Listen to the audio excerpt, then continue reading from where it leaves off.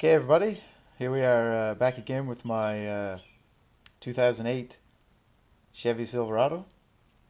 Got some, I have a leaky transmission oil cooler line. Anyway, let's go down underneath for a closer look. So you see it's leaking at the crimp fitting here. Also up at this crimp. It's running down the hose, dripping, making a mess. Need to clean it up.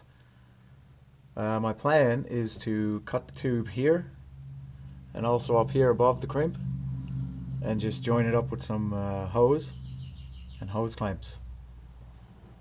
I think I'm going to remove this bracket up here as well, just to see if I can make it easier for the cut.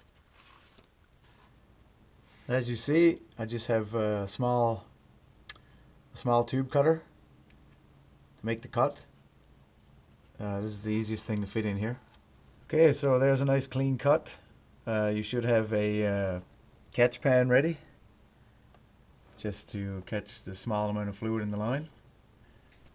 I'm not sure if you can see, but I just removed the other bracket there on the top, just to be able to move the hose down a little, swing it down so there's room to get the tube cutter inserted.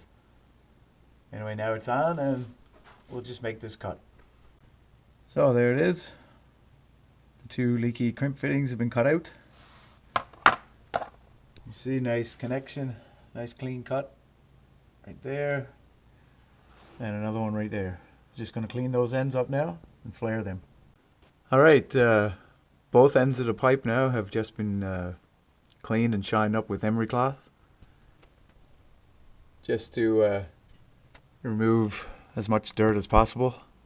Cleanliness is the key for transmission fluid.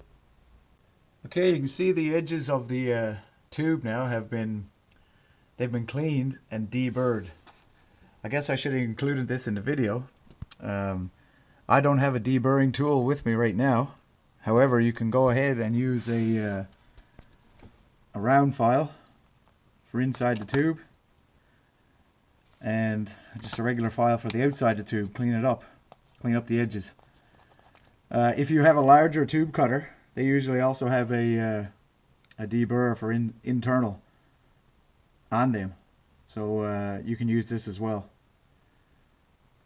If you can get it in there. You should have enough space to get that in there now. So again, that's for the for this type of fitting. Or this type of tool, it just fits inside like this. You just turn it around and get the burrs off the inside of the tube. Here is the actual flaring and swaging tool that I'll use to flare the ends of the tubes. Just a basic flaring tool. You can pick it up at any hardware store. See the numbers of the tubes, or the sizes of the tubes, sorry. And for my truck, 2008 Silverado, the size is 3/8.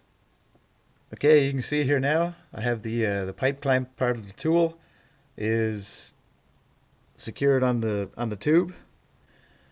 The tube should be protruding above the plane about 1 millimeter before you install your flaring tool. The flaring tool is installed, so now it's just thread it down to make the end of your tube flare. So there's a nice flare on the end of the tube.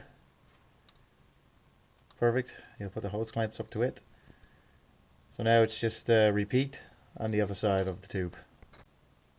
There's the other side of the tube flared. So here's the replacement hose I'm going to use. It's actually fuel line, which is more than enough to withstand the temperature and pressure that's put on by the transmission oil system. I actually went to the local shop looking for some transmission oil cooler hose, but this is what they give me. This is what they use anyway all the time, so excellent. Let's get it installed. Here's the hose installed on the radiator side. 2 clamps up above the flare. The hose is actually pushed up about nearly 2 inches past the flare, and then as you see, 2 hose clamps.